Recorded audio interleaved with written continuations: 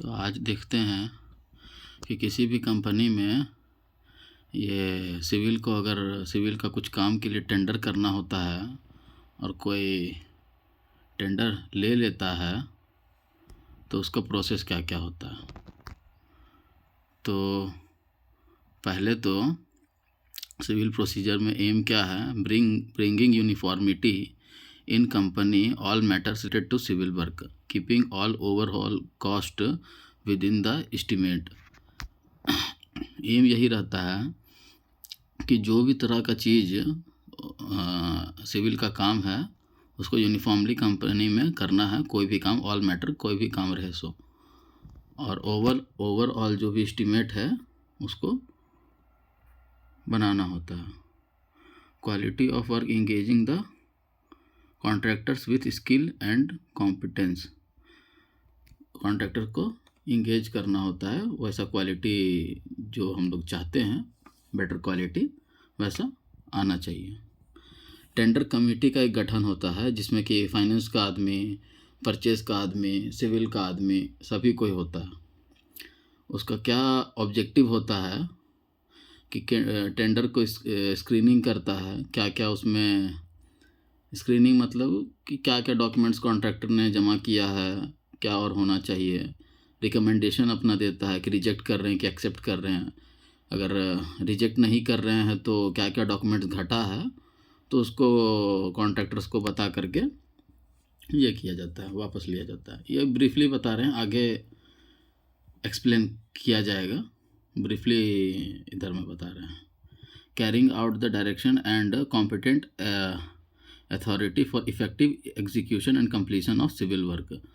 जो भी engineer in charge होता है उस सिविल वर्क का, उसको वहाँ पे वो डायरेक्शन देता है। कॉम्पिटेंट अथॉरिटी मतलब जो रिस्पॉन्सिबल है उसका, इंजीनियर इंचार्ज, सिविल इंजीनियर, उसका कंप्लीशन तक देखता है। फर्स्ट क्या है, अप्रूवल। अप्रूवल में क्या है कि पहले अप्रूवल लेना पड़ता है कि हर एक साल में, फाइनेंशियल ईयर में क्या क्या करेंगे, ठीक है। उसका एक एडमिनिस्ट्रेटिव अप्रूवल लेना पड़ता है। Approval by the competent authority of the execution including design and drawing wherever applicable, the detail estimate of the cost of the work for the construction and the repair maintenance required, also incurring the expenditure thereon subject to budget provision. जो भी authority होता है उससे approval ले करके उसका design क्या है, एक ओवरऑल पहले कि अगले फाइनेंशियल ईयर में हमको क्या क्या करना है, उसका एक डिटेल एस्टिमेट, रिपेयर का है या कुछ भी ड्राइंग है, वो अपने हायर अथॉरिटी से बात करके उसका एक्सपेंडिचर बजट के लिए डाला जाता है कि उसका क्या बजट होना चाहिए, क्या खर्चा होगा। फिर बोर्ड से, बोर्ड ऑफ डायरेक्टर जो भी होते हैं वो लोग पैसा मांगते हैं आगे हायर अथॉरिटी से, ठीक है। अभी कॉन्ट्रैक्ट क्या होता है, जो सिविल कॉन्ट्रैक्ट होता है उसका मतलब क्या है। Contract means the work order against an NIT. NIT मतलब notice inviting tender. Tender NIT क्या होता है, एक डॉक्यूमेंट होता है जिसमें टेंडर के बारे में सारा कुछ दिया होता है।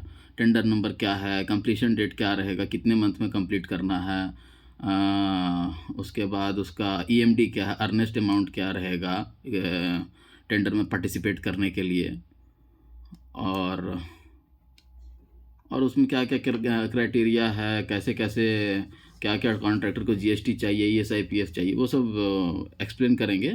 अभी ब्रीफली बोल रहे हैं। All the documents related to technical and commercial bids, minutes of meeting like pre bid meetings. Pre bid meeting क्या होता है कि टेंडर का होने से पहले एक प्री बिड मीटिंग होता है जिसमें कि कॉन्ट्रैक्टर्स को बुला के उनका जो भी डाउट है, टेक्नो कमर्शियल डिस्कशन, कुछ भी उनका डाउट है तो वो क्लियर किया जाता है, ठीक है। फिर मिनट्स ऑफ मीटिंग बीच बीच में होता है कि अगर काम स्टार्ट भी हो गया उसके बीच बीच में भी जो मिनट्स ऑफ मीटिंग करेंगे उसको क्या क्या उसमें क्लैरिफिकेशन चाहिए सिविल वर्क में। अगर कुछ उसमें चेंजेस होता है उस मीटिंग के दौरान तो उसको ये किया जाएगा, उसके हिसाब से डेविएशन किया जाएगा।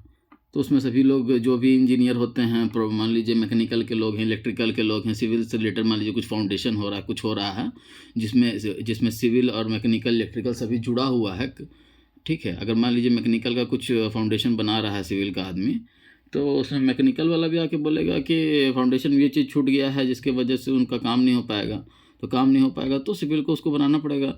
तो उस मिनट्स ऑफ मीटिंग में सभी लोग, मैकेनिकल के लोग, इलेक्ट्रिकल के लोग, सिविल के लोग, सभी लोग साइन करेंगे कि मिनट्स ऑफ उस मीटिंग में क्या क्या हुआ, क्या क्या डिस्कशन हुआ, और सभी लोग मंजूर है इस चीज़ के लिए। उसके बाद approved BOQ, acceptance letter.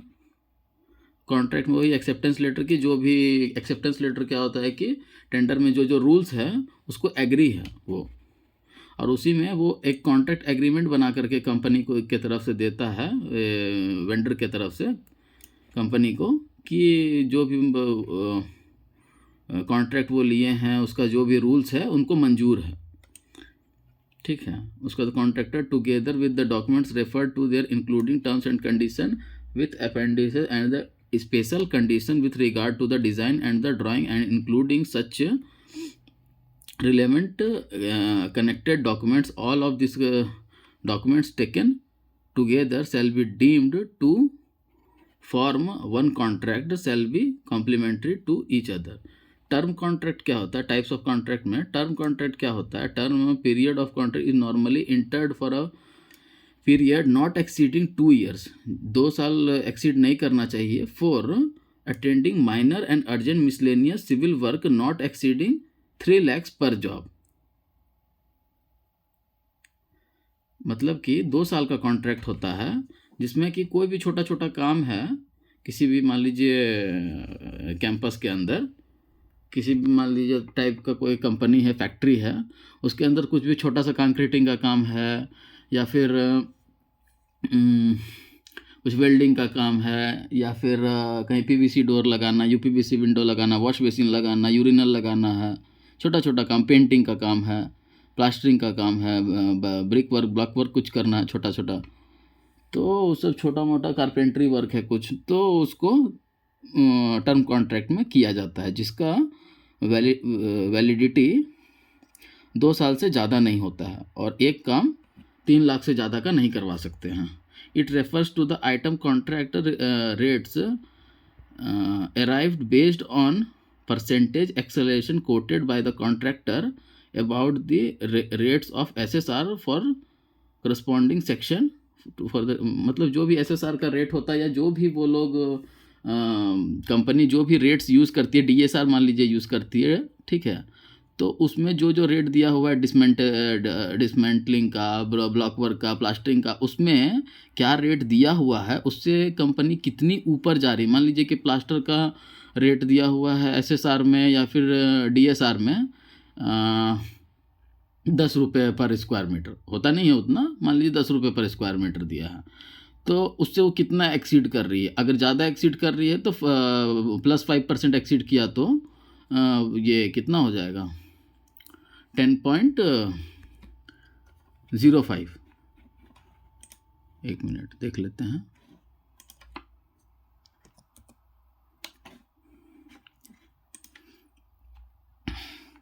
Ten into 1.05, हाँ एक मिनट, 10 इंटू 1.05 10.5 आता है, तो 10.5 इंक्रीज़ हो रहा है, या फिर वेंडर अगर डिक्रीज़ कर रहे हैं तो मान लीजिए 95% है, 5% कम कर रहे हैं, 0.95 किए तो 9.5 आया, तो डिक्रीज़ हुआ, उस तरह से उतना ही रेट लेंगे। तो जो DSR होता है उसमें हर तरह का आइटम का रेट दिया हुआ होता है, ठीक है, तो उससे वो कितना एक्सीड कर रहे हैं और कितना कम जा रहे हैं, उस रेट के अकॉर्डिंग वैसा वो परसेंटेज में कोट किया जाता है।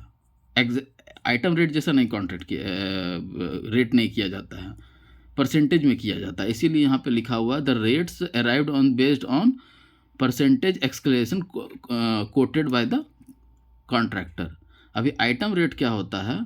This refers to the cost of work arrived at extension of quantities shown in schedule of by the rates quoted by the tender. मतलब इसमें क्या है कि मार्केट रेट भी डाल सकते हैं, मतलब आइटम वाइज होता है कि एक्सकवेशन करना है, फिर कंक्रीट डिसमेंटल करना है, फिर उसमें टीएमटी बार डालना है, उसके ऊपर कंक्रीट पीसीसी करना है, उसको आरसीसी करना है, फिर कुछ भी स्टील सेक्शन, सबका अलग अलग आइटम होता है।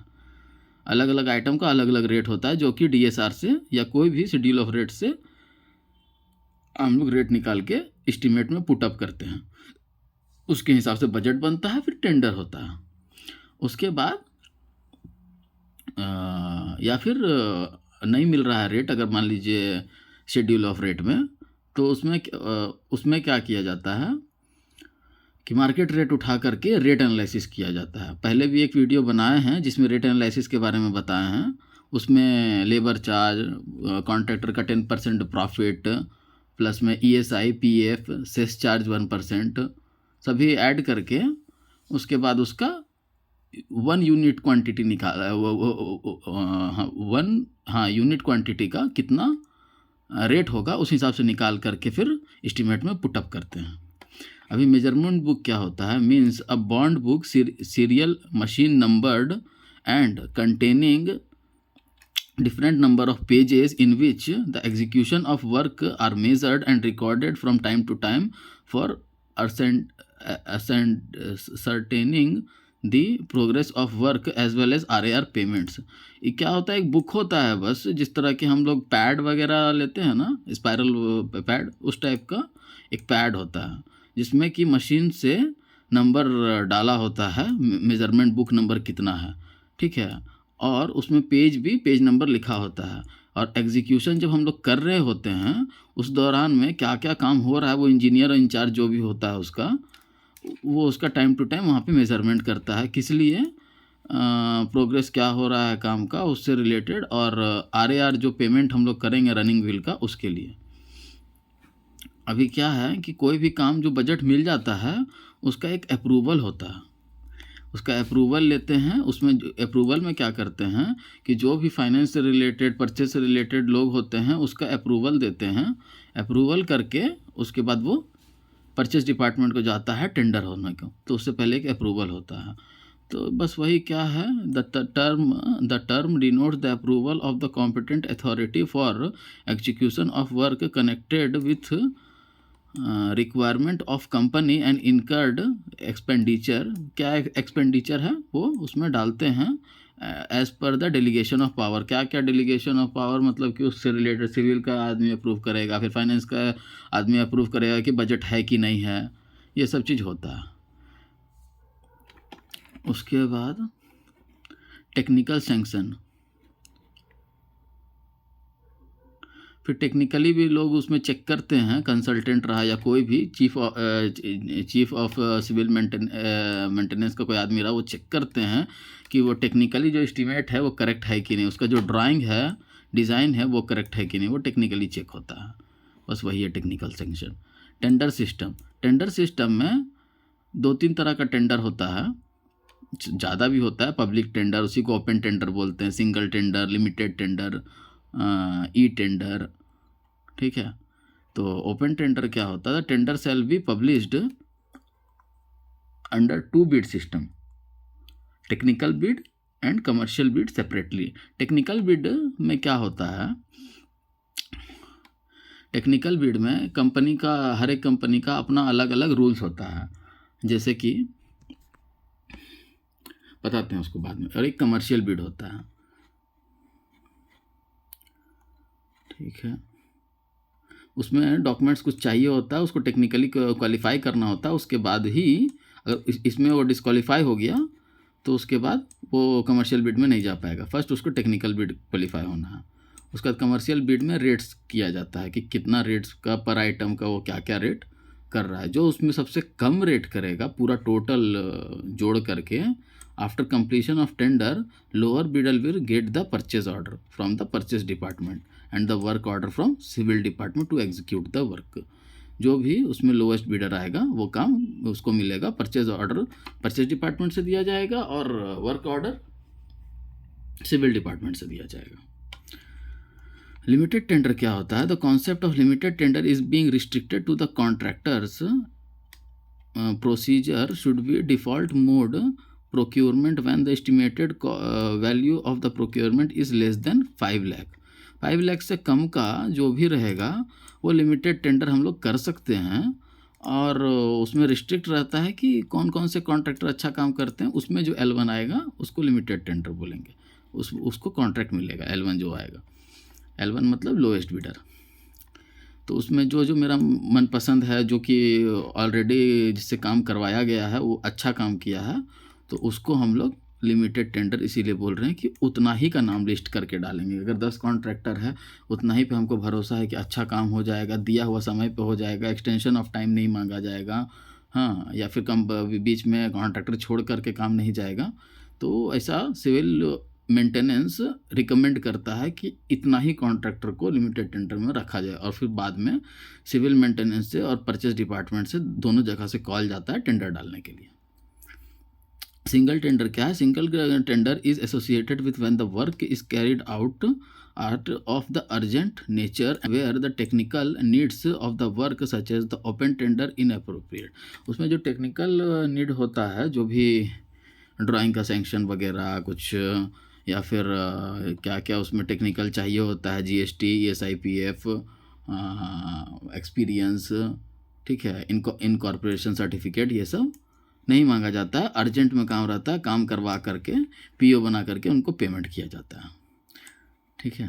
इसमें कोई निगोशिएशन वगैरह कुछ नहीं होता है, उसको हम लोग सिंगल टेंडर बोलते हैं। Awarding the contract without tender, ये भी वैसा ही है कि एक्सेप्शनल केस में अगर बहुत ज़रूरी काम है तो तुरंत काम करवा करके एक अप्रूवल लेकर के, delegation of power, competent authority, very exceptional case the contract shall be awarded without calling the tender subject to the approval of the competent authority as per the delegation of power. These powers are to be exercised emergent cases for the reason recorded in writing. Writing में रहता है कि approval लिया जाता है कि, और सबसे अप्रूव किया करवाया जाता है, क्योंकि कंपनी में जो पैसा है, फाइनेंस के लोग, परचेस के लोग, सिविल के लोग, कि ये काम इस कॉन्ट्रैक्टर से करवाया जा रहा है, ये अप्रूवल करवा करके हम ये काम करवा रहे हैं, इसका पैसा परचेज ऑर्डर रिलीज़ करके किया जाएगा। अब टेंडर ओपनिंग जब होता है, the time allowed for the submission of the open tender का टाइम कितना रहता है? 28 डेज होता है। लेकिन अगर टेंडर का वैल्यू 10 करोड़ से ज़्यादा हो जाता है तो 45 डेज का टाइम दिया जाता है। In case of the emergent and the fast track project, the time and the submission of the is relaxed and less than the day with the due to approval of competent authority. जो भी authority है वो अपने हिसाब से भी कम time डाल सकता है अगर जल्दी हमको काम करवाना है। तो time allowed for the submission of the limited tender where the tender is send to the contractor and also uploaded in the company website shall be 14 days. Limited tender के लिए टाइम 14 डेज के लिए 14 days का है। Open tender का 28 days, 10 crore से ज़्यादा रहेगा तो 45 डेज़, और ज़्यादा अगर काम है तो अपने अनुसार से जो डेलीगेशन ऑफ पावर है अपना अप्रूवल करके वो लोग कम भी कर सकते हैं। लिमिटेड टेंडर के लिए 14 डेज़ होता है, ठीक है। The following pre qualification criteria incorporated in the technical bid. हाँ, अब इसमें बताते हैं टेक्निकल बिड में जो टर्नओवर होता है कंपनी का, वो लास्ट का 3 ईयर या फिर सब कंपनी का अलग अलग होता है, 3 ईयर या 7 ईयर। मेरे कंपनी में 7 है। 7 ईयर में प्रीवियस में जो भी 3 ईयर्स ही है। टर्नओवर के लिए 3 ईयर्स है।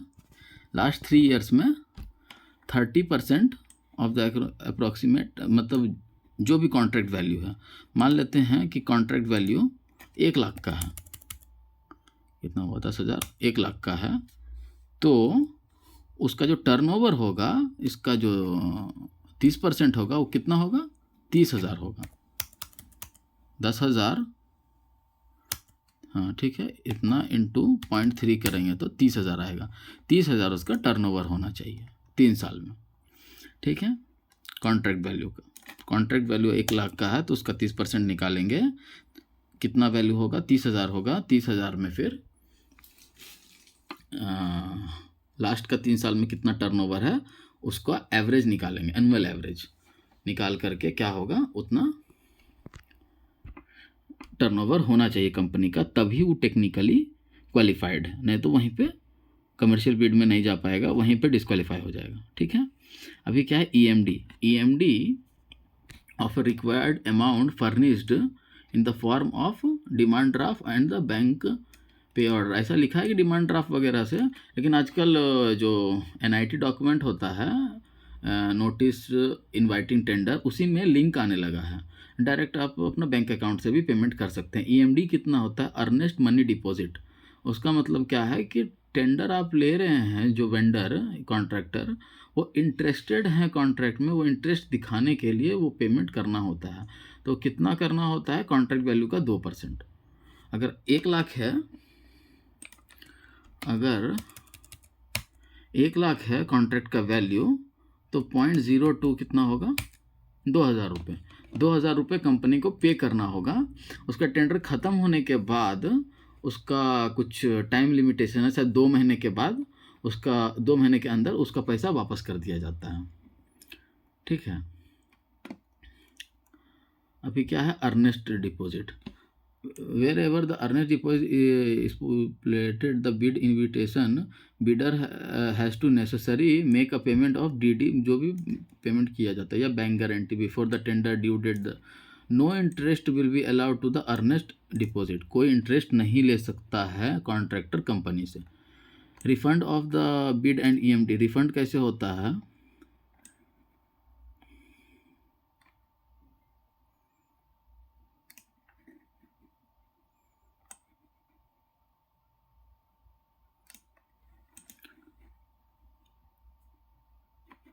जब बिड का वैलिडिटी एक्सपायर हो जाता है, latest by 30 day after the award of contract. Award हो जाएगा कॉन्ट्रैक्ट का, उसका 30 डे का पेमेंट होना है, उसका वापस होना रिफंड।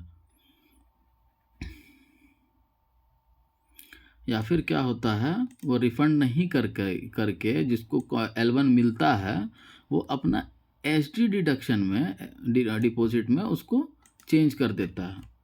ठीक है, ऐसा भी होता है। ठीक है। The bidder will be convert as a part of a security deposit and the balance जो बच गया उसको एग्रीमेंट करके कॉन्ट्रैक्ट, ये bank performance guarantee, bank guarantee दे दिया जाता है। ऐसा भी कर सकते हैं। या फिर जो फर्स्ट RAR बिल जाएगा उसमें भी 10% डिडक्ट करके सिक्योरिटी डिपॉजिट रख दिया जाएगा, उसके बाद बाकी का पेमेंट उसमें किया जाएगा। या तो ऐसा भी कर सकते हैं, फर्स्ट RAR बिल में नहीं कर रहे हैं तो सभी बिल में थोड़ा थोड़ा करके वो भी कर सकते हैं। तो किसी रनिंग बिल में 2% कर लिया, किसी रनिंग बिल में 3% कर लिया, इस तरह करके टोटल 10% डिडक्ट होगा। अब बाद में जब फाइनल बिल कंप्लीट हो जाएगा, कंप्लीशन सर्टिफिकेट मिल जाएगा, नहीं सॉरी कंप्लीशन सर्टिफिकेट हाँ मिल जाएगा, उसके बाद क्या बोलते हैं, हाँ मिल जाने के बाद 5% रिलीज़ कर दिया जाता है। फिर डिफेक्ट लायबिलिटी पीरियड देखा जाता है। डिफेक्ट लायबिलिटी पीरियड कितने का होता है, एक अलग वीडियो इसके लिए बनाए हुए हम पहले से सिक्योरिटी डिपॉजिट के लिए। तो वो डिपॉजिट को फिर 5% डिफेक्ट लायबिलिटी पीरियड जितना का होता है, अगर जनरली 1 ईयर का होता है, 1 ईयर कंप्लीट होने के बाद 5% और जो बच गया 1 साल के बाद लौटा दिया जाता है। ठीक है। क्या है, tender value if more than 10 crore, the solvency certificate for the tender amount of 40% of the estimated value and the same will be given by the national favor of the bidder, and the solvency certificates shall be within 12 months from the date of submission of tender। Within 12 months में जो bank है, nationalised bank है, उससे solvency certificate देना होता है कि कोई भी इसमें दिक्कत नहीं है, कंपनी अच्छा है करके, उसका जो आर्थिक स्थिति है, फाइनेंशियल कंडीशन अच्छा है, ऐसा करके सॉल्वेंसी लेटर देना होता है। एक्सपीरियंस क्या क्या चाहिए होता है, एक्सपीरियंस सिमिलर वर्क का, सिमिलर नेचर का during 7 years ending the last 7 साल में उन्होंने क्या सिमिलर वर्क किया है उसका क्राइटेरिया होता है। ठीक है, 3 सिमिलर वर्क अगर किया है, मान लेते हैं कि कॉन्ट्रैक्ट वैल्यू 1 लाख का है, ठीक है, तो 40,000 का 3 काम उसको दिखाना पड़ेगा। ठीक है, तब वो टेक्निकली क्वालिफाइड है। ठीक है, दूसरा 2 काम दिखाना पड़ेगा, कितना, 50,000 का, 50% ऑफ द कॉन्ट्रैक्ट वैल्यू। और अगर एक काम कोई दिखाता है सिमिलर नेचर का तो उसको 80,000 का पहले जो काम किया वो दिखाना पड़ेगा। ये है क्राइटेरिया। सभी कंपनी में अपना अलग अलग होता है, मेरे कंपनी में ये क्राइटेरिया है। ठीक है, अभी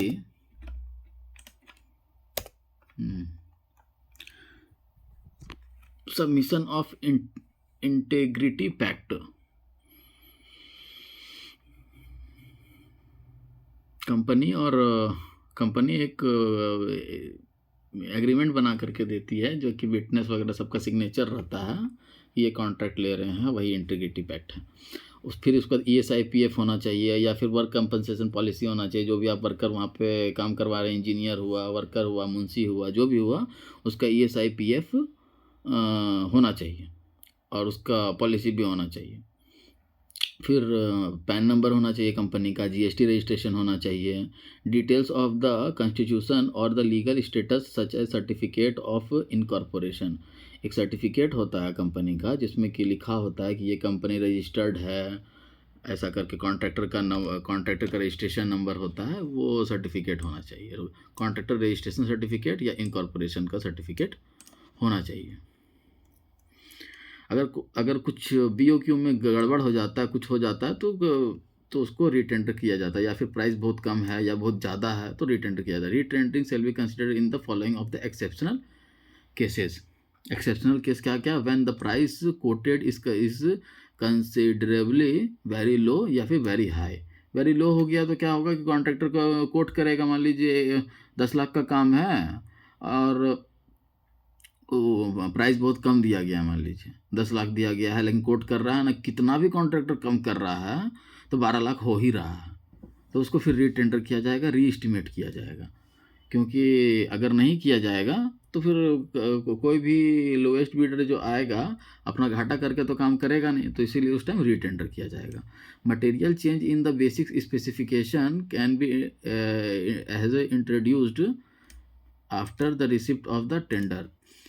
मटेरियल चेंज अगर कुछ हो गया, ठीक है, एस्टिमेट अलग था, काम कुछ और करवाना चाह रहा तो रीटेंडर होगा। None of the offer meet the desired specification. मान लीजिए कुछ टेंडर हो गया, उसमें कुछ काम है, मान लीजिए इंटीरियर का, उसमें टाइल कुछ और है, मान लीजिए कि उसमें माइका लगाना था, बाद में बोला जा रहा है कि नहीं विनियर लगाइए, कुछ अलग हो जा रहा है, डिसाइड कर रहा है जिनको वो काम चाहिए, तो फिर से रीटेंडर होगा। L1 firm withdraws after the offer. जो भी L1 आया है उसको अगर घाटा हो रहा है, कुछ हो रहा है, वो क्या करता है, विड्रॉ कर लेता है ऑफर और एग्री नहीं करता है एक्सटेंशन ऑफ वैलिडिटी कुछ, तो फिर रीटेंडर होगा। Due to any other criteria found by the construction tender committee. जो भी कमेटी बोला था कि एक टेंडर कमेटी होता है, उसमें अगर कुछ क्राइटेरिया होता है और उसमें बोला जाता है कि नहीं वो रूल्स ये है, तो फिर कॉन्ट्रैक्ट को कैंसिल करके शॉर्ट क्लोज करके रीटेंडर किया जा सकता है। अभी रनिंग बिल क्या होता है, during the progress of work contractor shall submit and claims given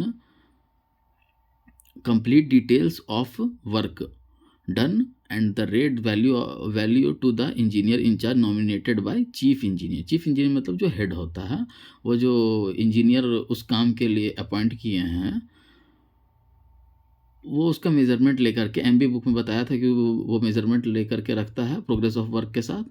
तो जो भी प्रोग्रेस ऑफ वर्क हो रहा, काम होते जा रहा है, उसका मेज़रमेंट बुक में सारा चीज़ नोट किया जाता है और उसके बाद उसको सबमिट किया जाता है RAR बिल में कि जो पेमेंट उसको चाहिए। ठीक है, who shall certify the rate and the quantity as per MB। MB लिखा हुआ है prepare the statement showing the description and the quantity for which he recommend the payment.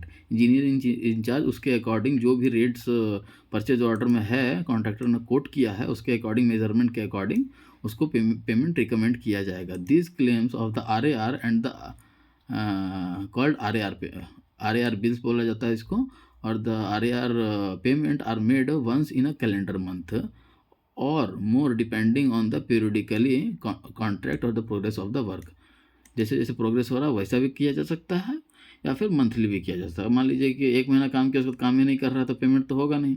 तो जैसे जैसे प्रोग्रेस होगा उस टाइप से काम पेमेंट किया जाएगा. Where the RAR payment is based on the measurement recorded in MB. जो भी MB में मेजरमेंट लिया गया है उसके अकॉर्डिंग पेमेंट होगा. ठीक है, stage wise. In large projects above 10 crore 50% of the running amount shell be released with in 7 days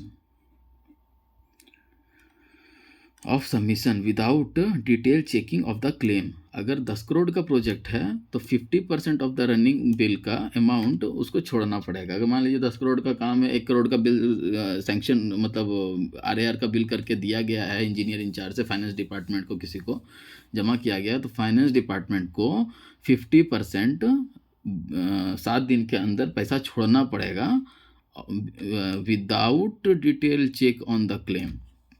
क्यों छोड़ना पड़ेगा? कि प्रोग्रेस होते रहना, पैसा ही नहीं रहेगा कॉन्ट्रैक्टर के पास तो काम कैसे करेगा. The balance shall be released after the claim and the scrutinised as per procedure in order to get the more competitive bids and for the speedy execution as cash flow as is critical requirement in the project. ठीक है, cash flow होते रहना चाहिए जिसकी वजह से civil का काम रुकना नहीं चाहिए. The clause shall be incorporated in the tender documents as per the terms and the condition of the contract. The contract shall also be paid material advance for the material brought to the site. Material advance भी दिया जाता है. ठीक है, certify by the engineer in charge appointment by chief engineer. जो भी chief engineer करेगा. For such material brought inside by the contractor has to produce necessary test certificates from laboratory for steel. जो भी कॉन्ट्रैक्टर मटेरियल लाना चाहता है उसका material का उसका टेस्ट सर्टिफिकेट भी चाहिए.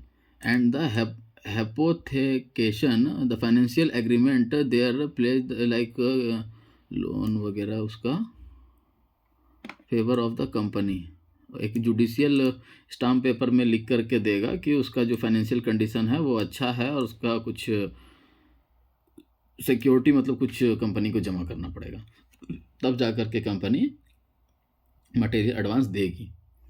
ठीक है, the payment of the material advance shall be recommended by the engineer in charge for the material required to be used in the work as per the planned progress of work. engineer in charge जो है वो recommend करेगा. however the payment of the material advance against the material brought to the site by the contractor ahead the scheduled progress of work considered not exceeding 75% सच मतलब 75% of the contract value. मान लीजिए 100 है contract value, ठीक है, तो 75 रुपया से ज़्यादा नहीं दे सकता है उसको क्या तो ये material advance. RAR payment shall be regulated to extend of the value work done due to with due adjustment for recoveries and other payments including material advance या एडहॉक पेमेंट्स.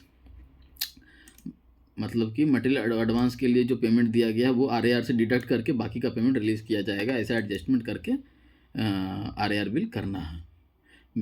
मतलब उसमें लिख देना है, एडजस्टमेंट नहीं करना है. मतलब कि मान लीजिए कि 10 करोड़ का प्रोजेक्ट है और 1 करोड़ का बिल हो रहा है, उसमें मान लीजिए कॉन्ट्रैक्टर पहले ही 50 लाख ले चुका है, तो जो कि 10 करोड़ का जो रूल था कि उसमें आधा पेमेंट छोड़ना है, तब नहीं छोड़ेगा क्योंकि ऑलरेडी छोड़ चुका है. और अच्छा से देख करके उसके बाद पेमेंट किया जाएगा. ये सब डिडक्शन कर लिया जाएगा उस RAR बिल में जो मटेरियल वगैरह के लिए मटेरियल के लिए, या फिर हाफ पेमेंट पहले से दे दिया, एडॉक पेमेंट हो गया है, तो उसको एडॉक पेमेंट वही होता है कि बिना कुछ देखे हुए आधा पैसा छोड़ दिया जाता है। ठीक है। फिर डेविएशन क्या होता है? डेविएशन एक वीडियो में बताया है कि अगर कुछ मिनट्स ऑफ मीटिंग वगैरह कुछ होता है, अभी बताया था, तो उससे रिलेटेड फिर से एक अप्रूवल लिया जाता है, उसका रिवाइज एस्टीमेट डाला जाता है कि मान लीजिए 10 करोड़ का प्रोजेक्ट है, लेकिन मिनट्स ऑफ मीटिंग हुआ और उसका फिर जब हम लोग एस्टीमेट निकाले, डेविएशन हुआ, तो मान लीजिए 15 करोड़ हो गया, तो फिर उसका एक अप्रूवल ले करके अमेंडेड पीओ को अमेंड करके अमेंडेड पीओ लाया जाता है, उसके बाद उसका फाइनल बिल किया जाता है। फाइनल बिल से पहले कंप्लीशन सर्टिफिकेट दिया जाता है। As soon as the contractor completes the work assigned to him, the same shall be inspected and is found satisfactory shall be taken over by chief engineer. The completion certificate shall be issued to the contractor within 30 days from the date of the contractor has given the request for the same. If there is minor defect which can be rectified even after the building has been taken over, the defect shall be listed out and the contractor shall ask to rectify the same before final bill is submitted. Completion certificate देना पड़ेगा जब काम complete हो गया within 30 days. ठीक है। और जो कि बिल्डिंग जो भी डिफेक्ट्स वगैरह रहेगा, फाइनल बिल से पहले वो डिफेक्ट सभी रेक्टिफाई करके ठीक करके तो तब जाके फाइनल बिल सबमिट होगा। Final bill along with completion certificate duly certified by the engineer in charge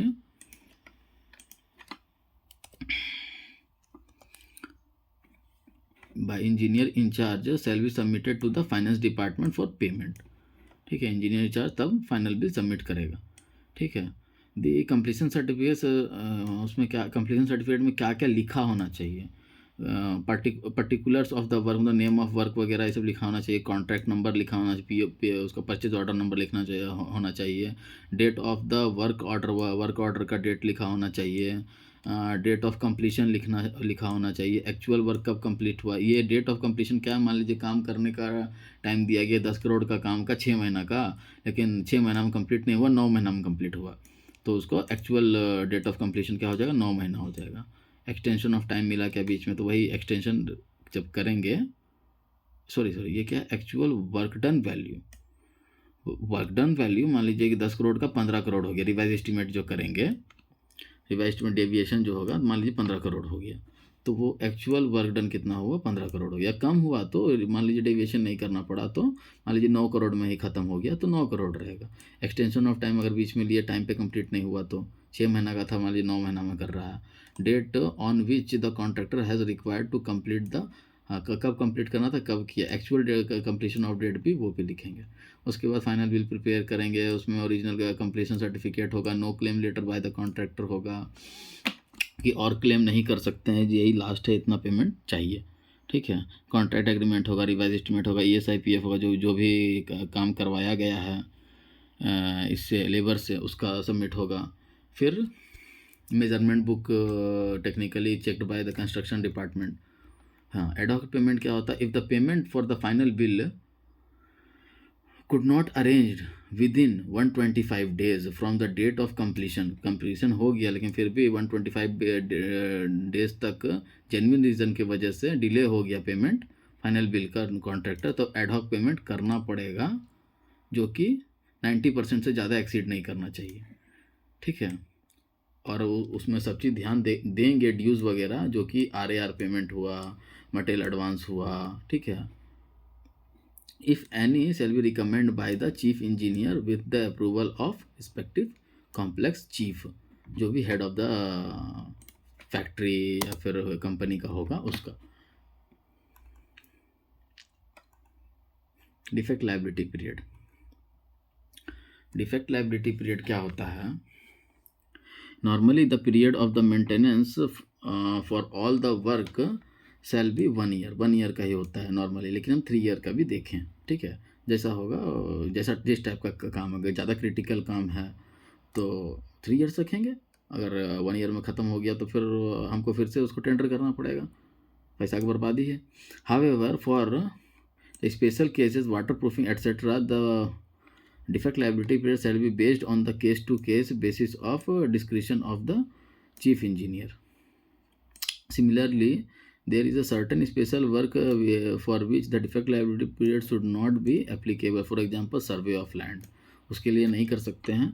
जैसे कि जिसमें मतलब एक तरह से सर्वे ऑफ लैंड का क्या मतलब है कि कोई भी अगर हम लोग आर्किटेक्ट या कंसल्टेंट हायर करते हैं तो उसका डिफेक्ट लायबिलिटी पीरियड क्यों होगा? क्योंकि कोई कंस्ट्रक्शन हम किए हैं, उसमें पैसा लगा है, जो कि मान लीजिए कि जो दिख रहा है, जो कि एक एसेट है, ठीक है, जो काम किया उसमें पैसा लगा, वो दिख रहा है, बिल्डिंग है, कुछ है, उसमें कुछ दिक्कत होता है तो उस देखेगा। लेकिन अगर सर्वे किया और उसमें कुछ दिक्कत हुआ तो उसमें वो मतलब डिफेक्ट लायबिलिटी पीरियड एक्चुअली है क्या कि उसमें कुछ डिफेक्ट नहीं आना चाहिए। जो कंस्ट्रक्शन किया उसमें कुछ कंस्ट्रक्शन किया ही नहीं तो डिफेक्ट्स क्या देखेगा? ठीक है, तो कोई भी कंसल्टेंट कुछ वैसा अपना सर्विसेज अगर देता है, सर्विसेज में हम कुछ नहीं कर सकते हैं। ठीक है, सर्विसेज में डिफेक्ट लायबिलिटी पीरियड नहीं होगा। During this period the contractors shall be responsible to rectify all the defects notice. जो भी डिफेक्ट होगा कॉन्ट्रैक्टर रिस्पॉन्सिबल होगा। The work done by him the respect to the works executed by him as soon as any defect in the work comes to notice the chief engineer shall inform the अगर कुछ भी होता है तो chief engineer जो है inform करेगा contractor in writing to rectify the defects and inform him the case he fails to do the reasonable time. उसको कंप्लीट करके देना है, वो करके देगा कॉन्ट्रैक्टर, चीफ इंजीनियर उसको रिकमेंड करेगा। The company would rectify the defects at the risk and the expense as per the condition of the contract। अगर फेल कर जाता है कॉन्ट्रैक्टर काम करने में तो कंपनी अपना डिफेक्ट रेक्टिफाई करके अपना एक्सपेंस लगा करके अलग अप्रूवल ले करके उसको करके देगा। If the contractor does not attend the in spite the repeated request, बहुत रिक्वेस्ट करने पे अगर कॉन्ट्रैक्टर नहीं करता है तो एट रिस्क एक्सपेंस वही कंपनी अपना रिस्क पे उसको करके देगा। ठीक है, the cost incurred by the company shall be recovered from the defaulting contractor. उसको रिकवर किया जाएगा कॉन्ट्रैक्टर का 50% ऑफ द सिक्योरिटी। 10% डिडक्ट करते हैं, फाइनल बिल के बाद 5% दे दिया जाता है और 5% जो बचता है उसी को 50% बोल रहा है। 10% को वो 100% मान रहा है टोटल। ठीक है, 10% ऑफ द कॉन्ट्रैक्ट वैल्यू उसको मान लीजिए कि 1 लाख का लिया तो 10,000 हुआ, 10,000 में 5,000 रिलीज़ कर देंगे फाइनल बिल के बाद, 5,000 और बचेगा तो जो भी डिफेक्ट आएगा उसको 5,000 में डिडक्ट करेंगे। ठीक है, retained and adjusted this amount against the expenses incurred the balance amount if any. अगर मान लीजिए 5,000 में वो डिफेक्ट इतना ज़्यादा था जो कि 5,000 में नहीं कंप्लीट हुआ तो after recovering the expenses incurred shall be refunded to the contractor. अच्छा, अगर बैलेंस बच जाता है तो उसको वापस कर देंगे सॉरी। ठीक है, in case the amount is available is insufficient, 5,000 में नहीं कंप्लीट होता है तो फुल एक्सपेंस लगा दिया जाएगा and the portion of the expenditure still remaining unadjusted from any subsequent bill due to the payment to the contractor against any other contract. अगर किसी कॉन्ट्रैक्टर ने 2-3 काम लिया हुआ है और उसका कोई किसी एक काम में डिफेक्ट निकल जाता है, 5,000 मान लीजिए उसका जो 5% बच गया सिक्योरिटी डिपॉजिट उसमें कंप्लीट नहीं होता है, ठीक है, तो अदर जो कॉन्ट्रैक्ट है उसमें जो वो काम कर रहा है उसमें डिडक्ट कर सकते हैं। Even after such adjustment the amount available is insufficient to cover the expense is in full the company reverse the right to take the legal action to recover the unadjusted amount. कुछ legal action company ले सकती है अगर उसका जितना security deposit है उसमें काम नहीं हुआ तो। एक्सटेंशन ऑफ का टाइम यही है कि एक्सटेंशन ऑफ टाइम क्या है, for all contracts awarded the time the contractor should be bond in a complete of the work the chief engineer has to assess the delay out of the default of the contractor where the delay is due to the default of the contractor and if there is no financial loss due to such delay the chief engineer can recommend to grant extension। Chief engineer जैसा बोलेगा वैसा, अगर लगता है कि contractor की तरफ से गलती नहीं है, ठीक है, कुछ हो सकता है कि बारिश हो रहा है, कुछ हो रहा है, कुछ अदर कंडीशन हो गया, तो चीफ इंजीनियर का रिकमेंडेशन पे एक्सटेंशन ऑफ टाइम मिलेगा। Where the delay is due to the default of contractor की तरफ से हो रहा है और हम लोग का फाइनेंशियल लॉस हो रहा है, एक्सटेंशन ऑफ टाइम तब इन एब्सेंस, हाँ, तो एक्सटेंशन ऑफ क्या default if there is a financial loss due to such delay. अच्छा, डिले करने पे अगर कंपनी का कुछ नुकसान हो रहा है, to such delay, the extension of time requires the approval of the chairman of the company in absence the, अच्छा, हाँ, अगर कंपनी का नुकसान हो रहा है, उसमें टाइम पे नहीं पूरा किया, एक्सटेंशन ऑफ टाइम नहीं मिला, तो उस टाइम या तो चेयरमैन से अप्रूवल लेना है कि फाइनेंशियल लॉस हुआ है। अगर आप हाँ बोल रहे हैं कि नहीं, कोई दिक्कत नहीं है, उसमें उसका कोई भी पेनल्टी नहीं काटा जाए, तो ठीक है। और अगर चेयरमैन का अप्रूवल नहीं है तो liquidity damage for the delay in completion of work shall be become enforceable. तो लिक्विडिटी डैमेज LD कट किया जाएगा उसका बिल से 0.5% पर वीक। यहाँ लिखा नहीं है लेकिन होता है per week. where the delay is not due to the default of the contractor, for example not providing the clear front, हाँ, जो भी काम है कॉन्ट्रैक्टर को वहाँ पे जगह नहीं दिया गया, कंपनी कुछ डिसीजन मेकिंग वगैरह कुछ उसके वजह से लेट हो गया, तो एक्सटेंशन ऑफ टाइम दिया जाता है, ठीक है।